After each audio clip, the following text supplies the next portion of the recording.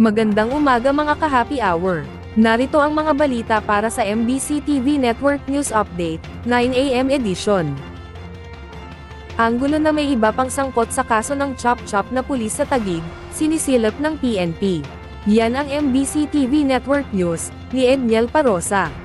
Hindi pa sarado ang investigasyon ng pagpatay at pagkatay ng pulis sa kanyang kabaro sa loob mismo ng tanggapan ng NCRPO sa Camp Bagong Diwa sa Taguig.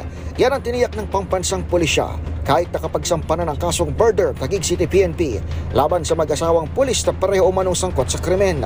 Ayon kay PNP spokesperson Police Brigadier General Jean Fajardo, inaalam na ng pulisya ang katotohanan sa aligasyon na anak ng biktima si Police Executive Master Sergeant Emmanuel De Asis na hindi affair kundi matagal nang planado ang krimen. Meron pang mga ibang anggulo na titingnan based doon sa sinasabi ng anak as to this claim na maaaring hindi lang isa because he was thinking accordingly na kaya ba ng isa lang na isakay at ilibing. So these are the things na tinitingnan pa po. So hindi pa po sarado itong investigation bagamat nakapagsampa na po tayo ng kaso. Gayon din, umapela ang Kampo Krame sa anak ni De Asis na huwag ilagay ang batas sa kanyang kamay.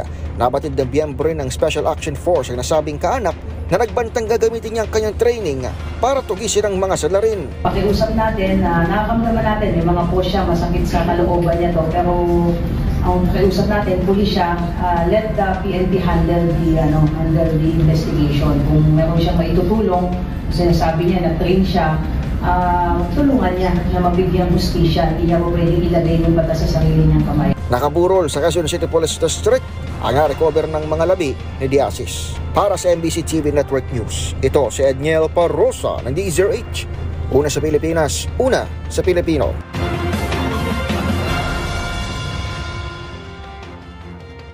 Sa iba pang balita, 5 volcanic quake na itala sa Bulkang Canlaon sa nakalipas na 24 oras. Nakapagtala ng 5 volcanic earthquake sa Bulkang Canlaon sa nakalipas na 24 oras, base sa ulat ng Philippine Institute of Volcanology and Seismology o PHIVOLCS. Naobserbahan din ang paglalabas ng bulkan ng 5,778 tonelada ng asupre, gayon din na itala ang obscured plumes at pamamaga sa edipisyo ng bulkan. Sa kasalukuyan, nananatili sa alert level 3 ang bulkan, na ibig sabihin nasa intensified o magmatic unrest ang bulkan.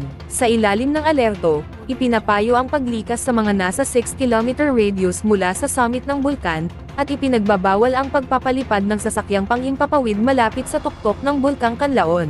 Samantala, sa datos ng National Disaster Risk Reduction and Management Council, apektado pa rin ang nasa 11,771 pamilya o katumbas ng 40,489 na individual mula sa Western Visayas at Central Visayas, dahil sa pagsabog ng bulkan noong araw ng Lunes. Sa naturang bilang, kasalukuyang nasa evacuation centers pa rin ang nasa 15,440 individual. At yan ang mga balita para sa MBC TV Network News Update, 9 AM edition.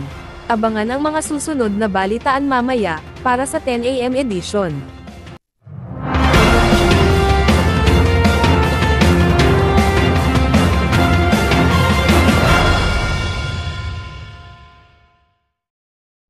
Mga ka-happy hour, kung gusto mong manood ang mga balita sa MBC TV Network News Update, mag-subscribe sa aming YouTube channel, i-like ang aming Facebook page, at i-follow sa aming TikTok account.